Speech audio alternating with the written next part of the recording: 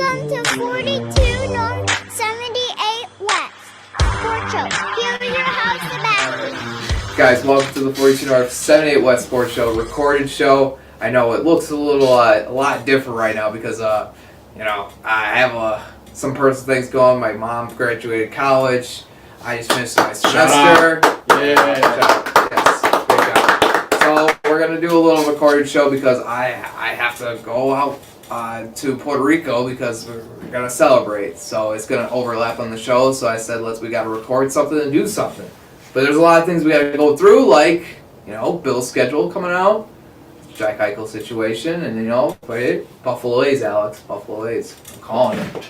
I'm saying it. I'm on it. Long shot. Oh, okay. You want to go long shot on that? All right. So let's get this going, man. Yo, Zach. So Bill's schedule, man. What was that? 5 primetime games? 4 primetime games. Ooh, okay. All right. I was off by 1. Yep. What Not do you enough. think of that? Not enough. Not enough. Only one of them at home too is disappointing. That's really disappointing. Really disappointing. Yeah. It's the Monday night game, right? Yeah, Monday night Yep. New England. Now Carolina late in the year is could be a Saturday game. They have both It always depends. 18/19, so that could end up being a Saturday afternoon or night game at home, which would be a lot of fun.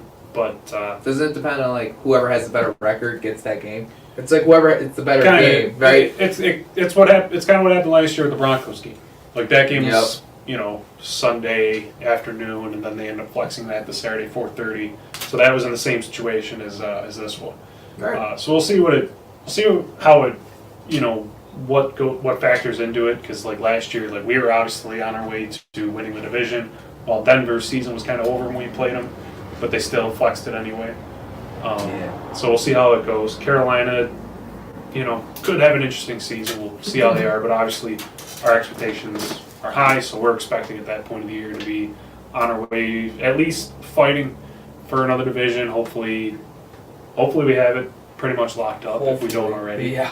And hopefully we're playing some meaningful games to try to get the 1 seed in the AFC as well. Yeah, watch out for them Dolphins. That's for sure. We gotta lock it up because the division's gonna be a little tough. Oh, yeah, watch out for those Patriots.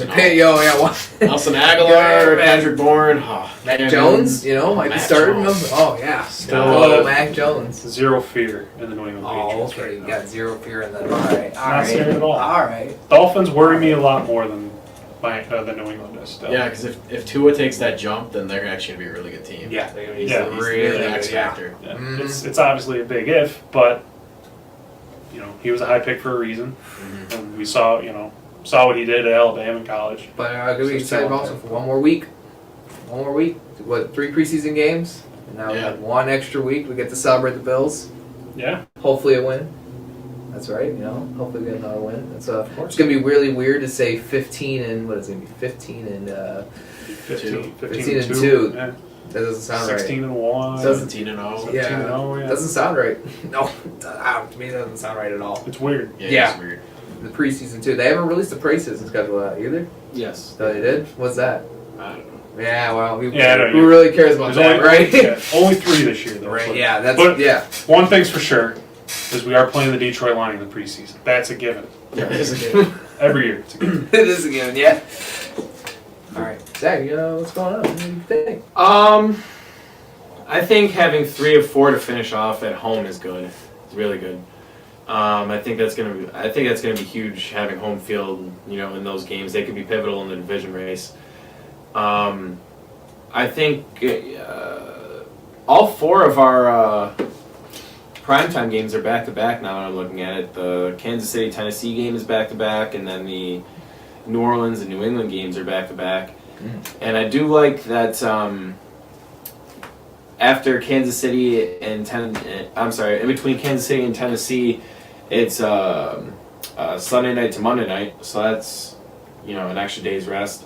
And then after the New Orleans game, between the New England game, it's Thanksgiving Thursday, and then the following Monday against New England. So that's going to be extra rest for that New England game. So I think I don't know. I think the schedule looks pretty favorable for us, and we don't play very many good defenses, so. They talked about on Good Morning Football that they I don't have it exact, but they were looking at Pittsburgh and Baltimore, their last 4 or 5 weeks of the schedule and it's a gauntlet compared to what we have. So that'll be huge if we both go into that stretch like with similar records, and they have to go through that tough stretch at the end of the year while we have, Carolina, New England, the Falcons, and the Jets. Much easier road. That could play huge into seeding in the AFC. Well, I don't think Pittsburgh's going to be very good this year. I'm not. Yeah, No, I agree. I don't think Roethlisberger can get the ball out anymore. I don't think so No, either. they went on a hot streak last year. They went 10 straight, and then they lost the rest. Yeah, Once pretty much, yeah. because I think the team just lost it. The chemistry's gone.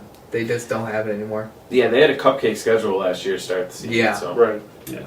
They lost some guys too. I mean, Yeah, as soon as they started, playing good teams, they started losing games. Yeah. The Browns, us. Yeah, the Browns. Oh my gosh, I thought the Browns would have them. And the Browns, Bears. The Browns are going to be good this year. Yeah, Browns Browns. are very- Yeah, that Browns would be are really good. good. It'll be Yeah. really good. Yeah, I think it'll be like, can't sleep on Baltimore either. So I'd say it's between us, KC, Baltimore, and Cleveland. I think those will be kind of the top dogs fighting for the AFC. And one of the other three outside of KC, they're obviously gunning for KC, as they've been the powerhouse of the AFC the past 2 years. Who's going to come out of that AFC South? I think the Colts. I think so too. Yeah, the Probably Colts. Yeah. Indianapolis. I mean, If Carson Wentz gets right, I mean, even if he plays decent, I just think that division overall is weak.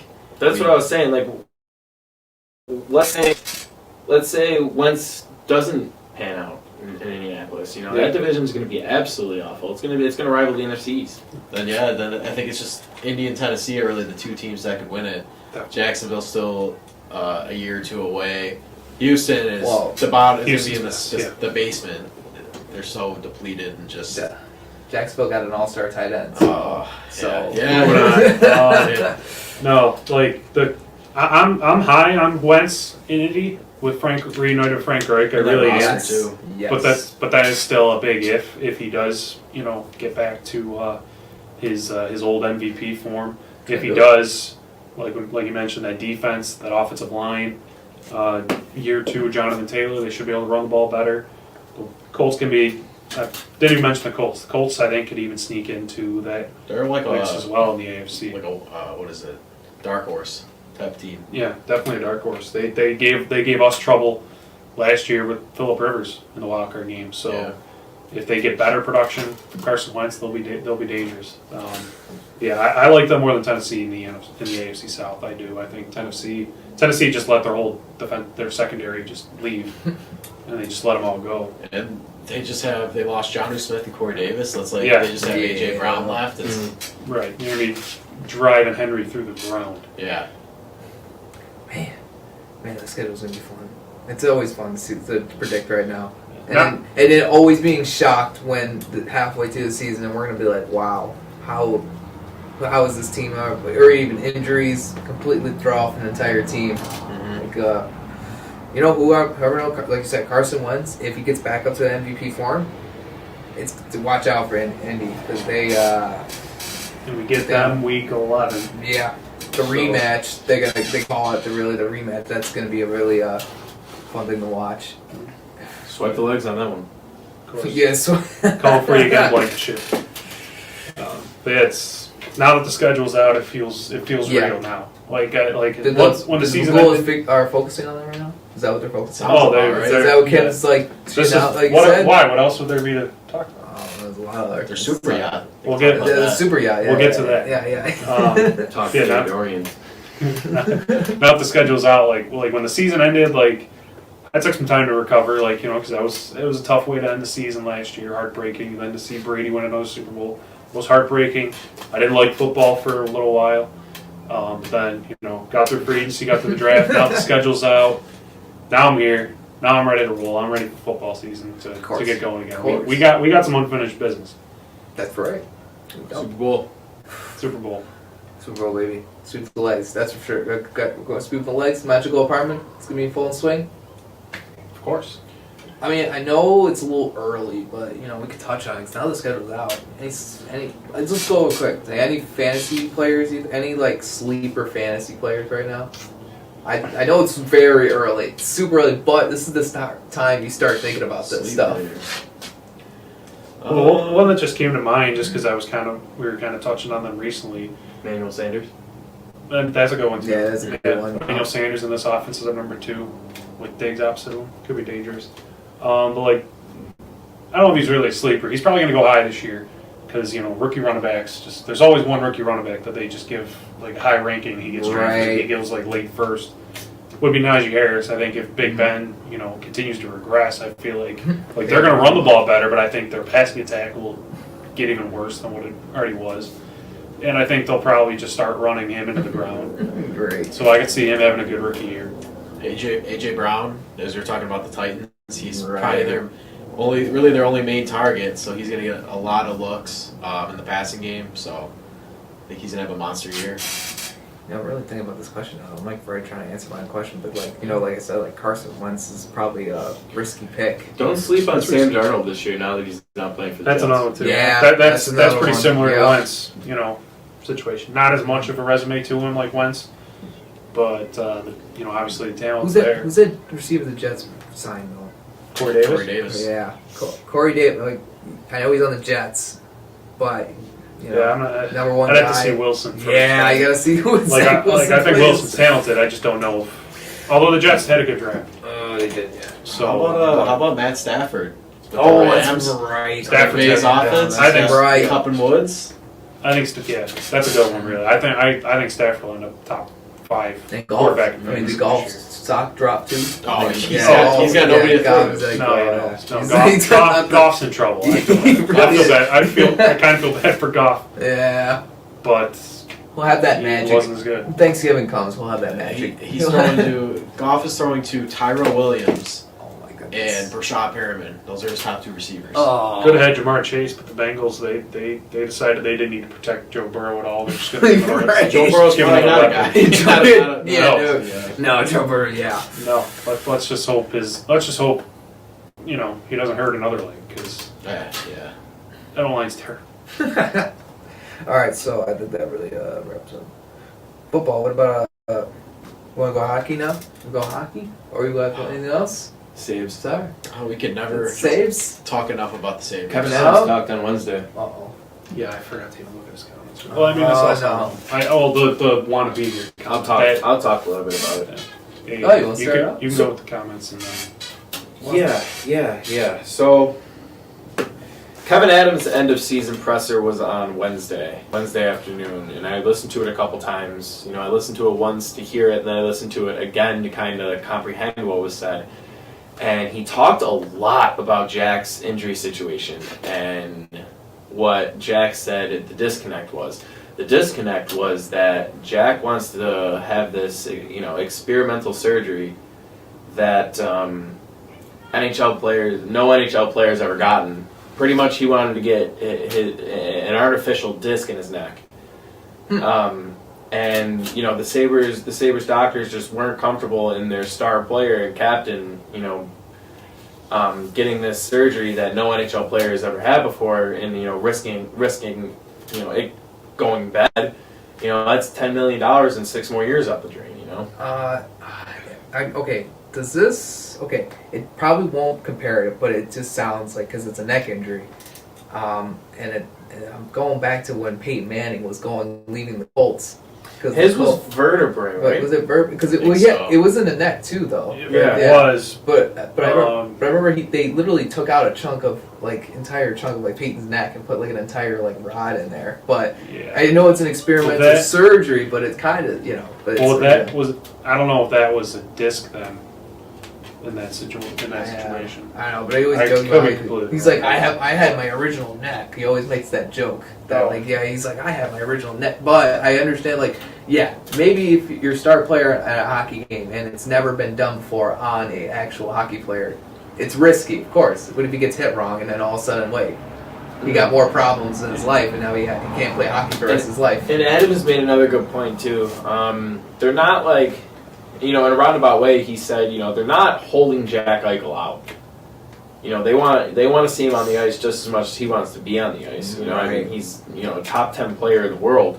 They want to see him on the ice. There's just that uncomfort level there, that the Sabres doctors have in that surgery, and then obviously the frustrations on the ice with Jack, and Adams also went on to say, he wants to build a team around guys that want to be here, and to expand on Jack, Sam Reinhart, Rasmus Ristolainen in their end of season pressers on Monday too, kind of made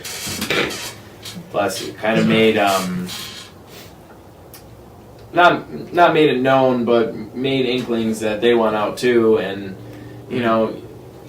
at this point, do you blow up your young, what was originally your young core that involves the player you threw 2 years of your franchise away for,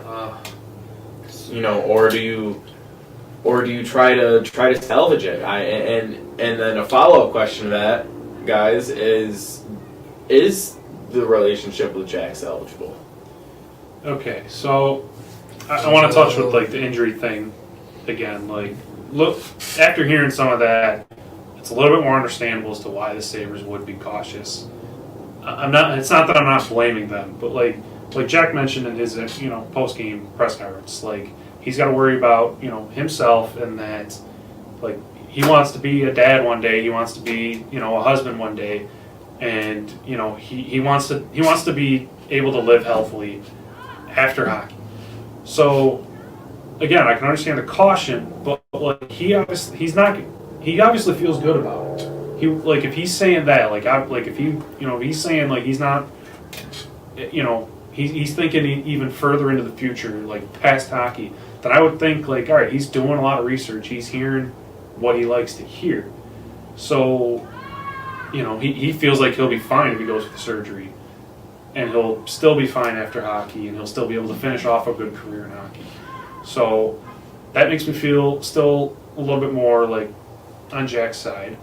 And then your other question, with blowing up the core, you're saying do you think the relationship with Jack can be salvageable? And at that point, Jack and Sam, because Ristolainen is all well and good for what they like, but Ristolainen's been here the longest and only lost in his career. So see, I don't want to say that it can't be salvageable. I think that it could be. It might be a slim chance, but I think it could be. See, the way some people are talking now, some reporters and that, some people think that Jack just might not be tradable right now with his injury.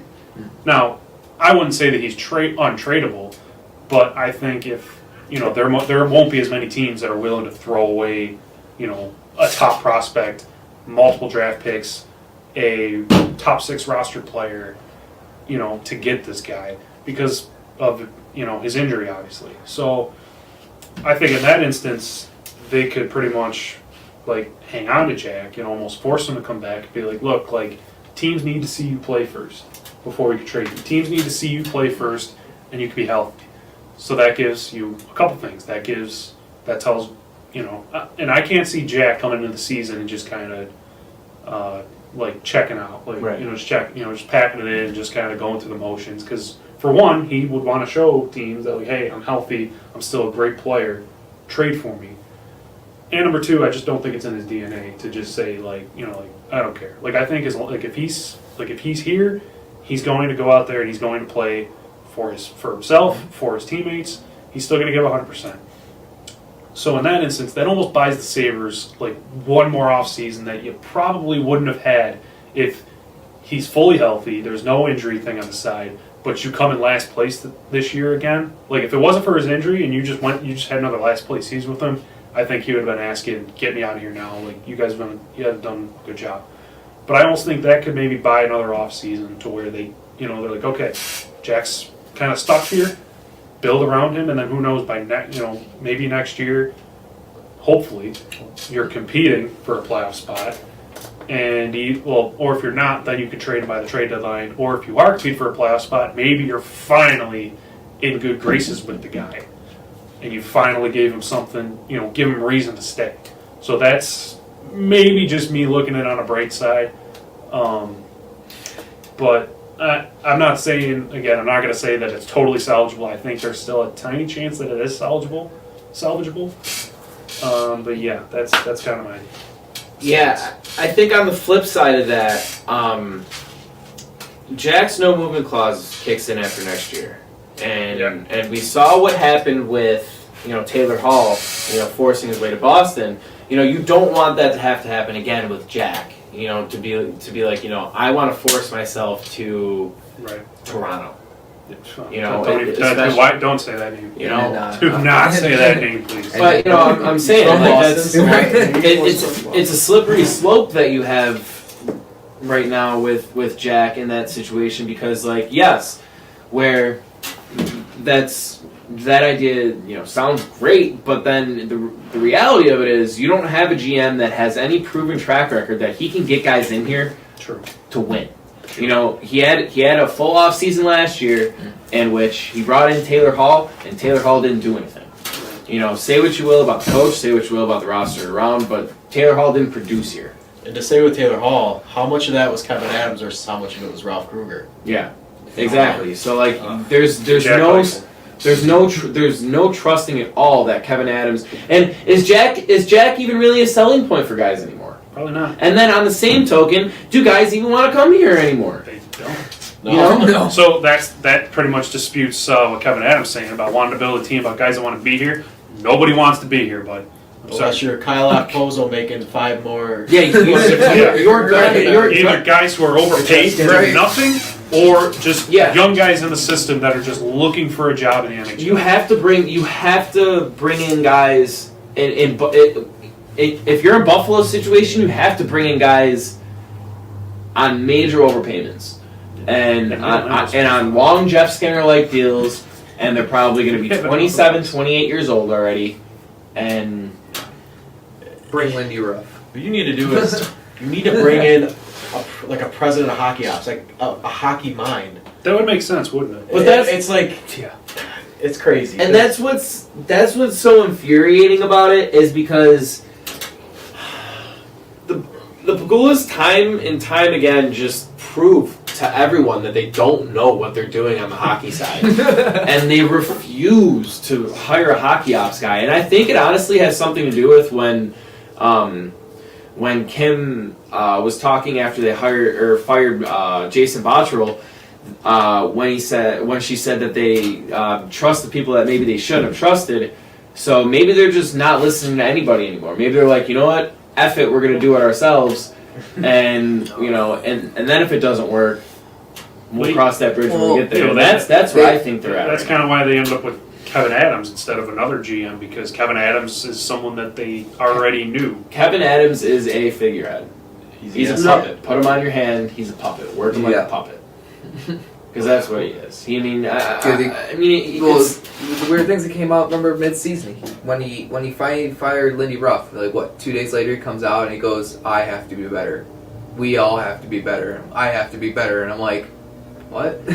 Right? When that interview came out, it was like... and I understand what that... He's trying to, show accountability and show that hey, if I'm holding myself accountable, you guys should be holding yourself accountable too. So I can see that, but I don't know. We're at a 12-game losing streak, I think, at that point. I don't have any faith in this organization of being able to keep Jack around and make him happy again. There's no. I also don't have faith in them to get a good return for Eichel. No. So I would rather him just hang on, just hang on to him. I don't care. Do not move on unless you get a fair return. How much cap space do we have? Not a ton. After next year, we'll have more. Because they both have to get contracts, right? Jack Eichel and Sam, right? Reinhardt's an RFA. Yeah, right. So Jack's still signed long term. It's just there's no movement clause kicks in. So we either got to trade him, this off season or by the trade deadline next year, or you're not going. You're going to end up either trading him for not much because he's going to pretty much tell you where he wants to go, or you're just going to really get him angry by hanging him on for multiple years. And the Sabres are wasting this prime. Like I said on last week's show, they're wasting Jack Eichel. So I don't know. You can't blame Jack at all for feeling Jack's got to sit there and watch the guy who went number one before him. He's in the playoffs. Connor McDavid. He's been in the playoffs multiple times since he's been in the league. The guy, an American buddy of his who went number one overall the year after, Austin Matthews, made the playoffs his rookie year in Toronto and hasn't missed the playoffs once in his entire career there. Mitch Marner went 2 spots after him in his draft in Toronto. Same story. It's a joke what Jack Eichel's put up with to this point. And this might be the start of something that just gets even uglier. Which is scary to see. Yeah, there's no telling when the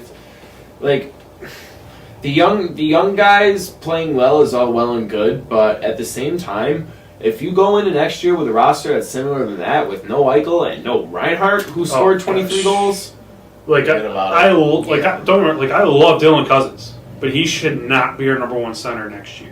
No. He can't be. You put all that weight on him. Yeah, I'm sorry, we're not going to be in good shape. And everyone who's saying, don't give him the C right now, Eichel isn't a captain worthy, good luck with that. Go right ahead. Why don't you get ahead? Yeah, why don't you just give Dylan Cousins the C next year at age 20 and be your number one center. Let's see how that goes. Go ahead. Of course he's going to say that stuff because he's a 20-year-old rookie. He's not in a position like Jack where he's going to speak his mind and say, the things that Jack is saying. Cousins is still fresh off the mind. This is the organization that drafted me. They took the chance on me. He's willing to have faith in this organization. Eichel has been through enough, and we either better give him something to work with next year, finally get him in the playoffs, or just get him out and let him have a nice rest of his career, because he deserves way better than what we've given him. Is this the year or the off season that we finally cut ties with Ristolainen? It has to be. He's been begging to be traded for years. The answer is no. We'll get rid of. This is what'll happen. We'll get rid of Jack and Reinhardt, but somehow Ristolainen will find himself. So help me God. And they're only going to keep him so that they can do the fun Rasmus thing with all 3 Rasmi. Well, guys, the most Rasmus in the league. Tickets, right? Well, guys, he likes to hit. He likes to hit people. He likes to, he's physical. But he doesn't fight. He doesn't fight. And when he does hit, he takes himself completely out of the play to go hit someone. Yeah. It leads to a 2-on-1 or whatever. It leaves someone wide open in front of the net. No, that can't happen. No, if one of Jack or Sam are gone, then that dude better be gone. Well, even if they're still here, even the other 2 are still here, Ristolainen better be gone. You cannot go into next year with him anymore. It's got to end. Like I said, he's been begging to be traded for years now. And no, he's the one guy that cannot be traded.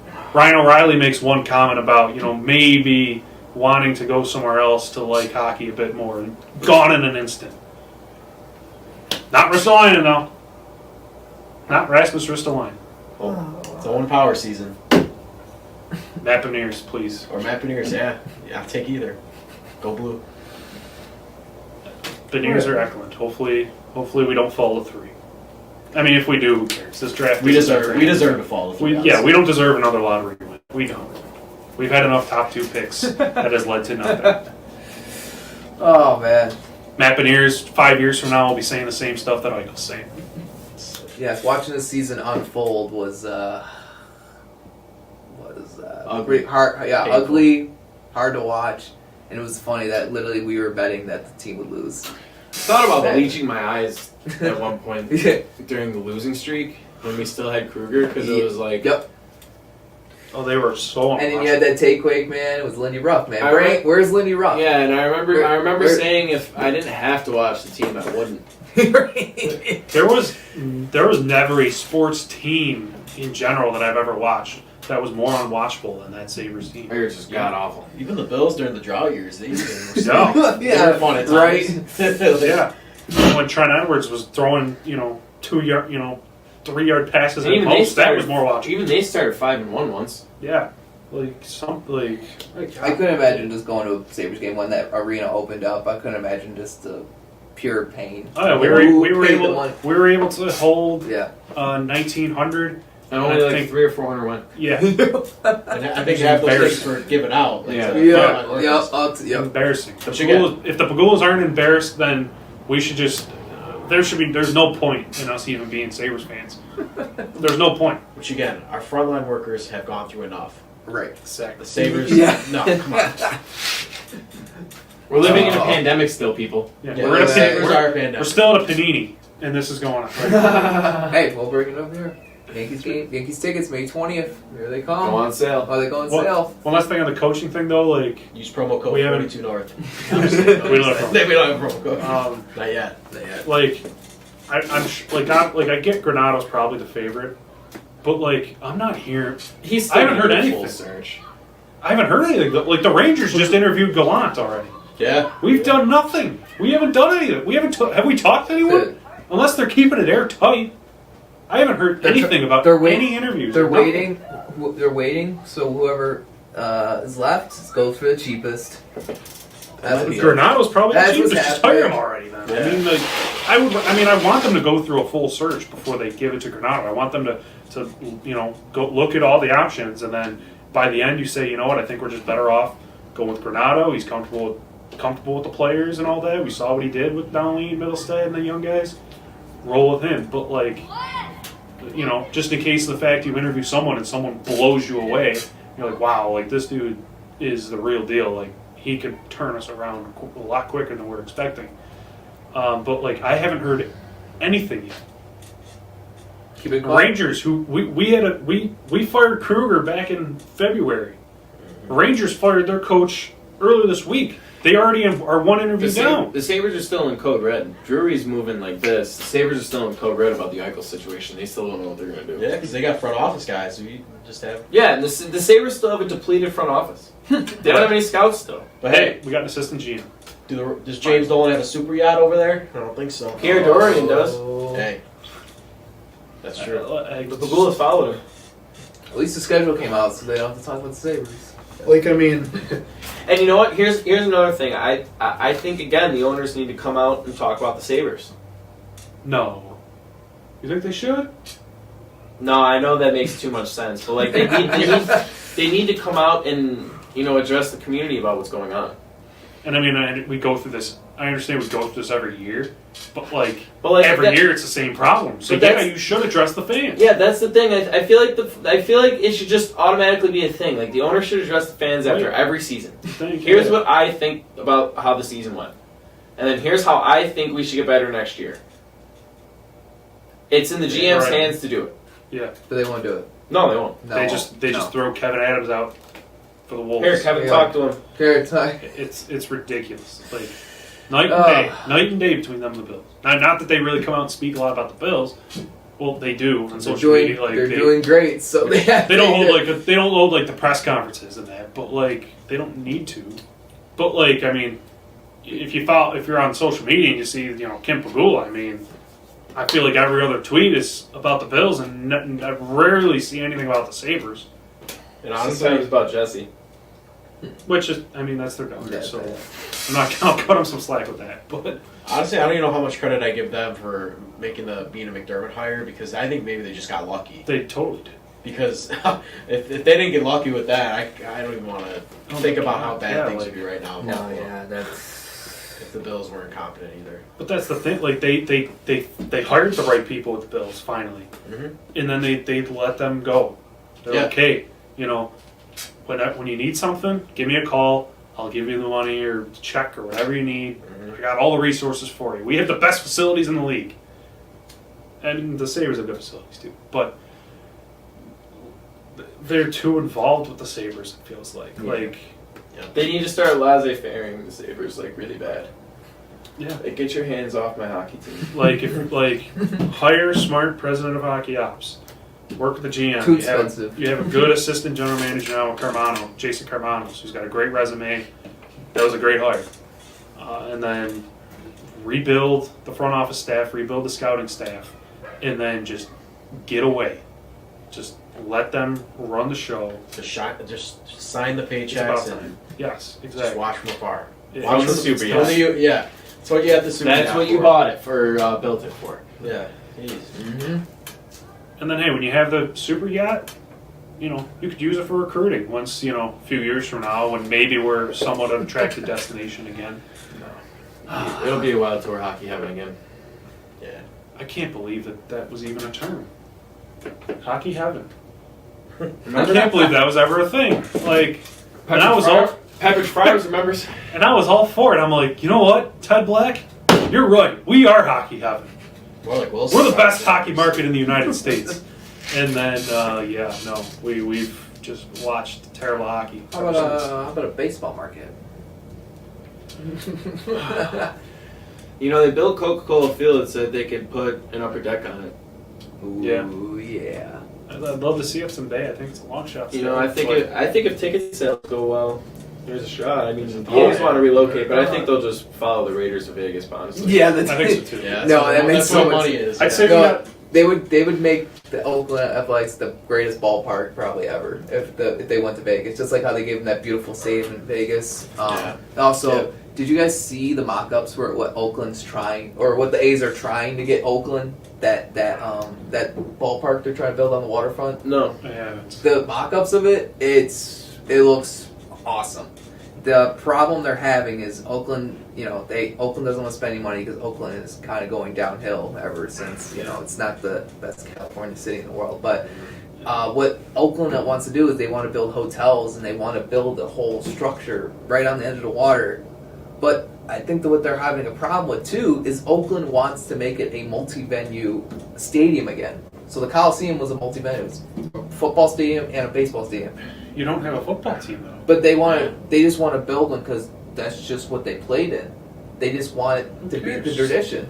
Just build a sick, baseball park and just become I'll strictly probably baseball. I'll have more editing. I'll probably throw up the picture, but the ballpark looks pretty awesome. And it'd be cool if it is on the lakefront of waterfront of Oakland. So it would look pretty cool.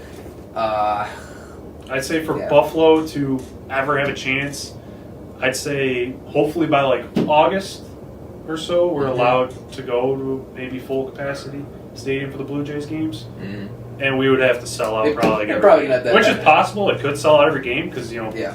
people like MLB in Buffalo we get to go, so I can see it selling out every game if that was It's gonna be the vaccinated. case. It's gonna be vaccinated, unvaccinated people though. That's good. They're still gonna have those sections. Oh yeah. Half of it's gonna be unvaccinated, and the other half's vaccinated, and there's gonna be full capacity and half capacity. It's gonna be it's just. It'll be something, It's gonna be something. We'll see how it happens, but You can always see your boy Judge. You're gonna be so proud of him when you see him in real life. of course. You see him in Buffalo. Can't wait to go. Can't wait. Yeah, it's gonna be awesome. Hit him in the highway. I mean, There's gonna be more people standing at that highway too, because the balls are coming straight for the highway. So they're gonna stand on the street and wait for him. So Yankees in Buffalo, once in a lifetime opportunity. this is yes. Get some Conehead beer. Where's the bro? I haven't seen that kind of walk. It's been like 3 years. Would have been 2. Yeah. He wasn't there. Last year they didn't have. They didn't have games there, but Hey man, that's the whole point, man. He's gonna go. When the Yankees are in town, it's gonna be sold out. That place is gonna be just pumping. I'm grabbing tickets immediately Thursday. And if the Canadian border opens up and the people who are closer to Buffalo, if they go over the border, there's more ticket sales. So it's All those gonna loyal be Blue Jays fans. the loyal Blue Jays fans.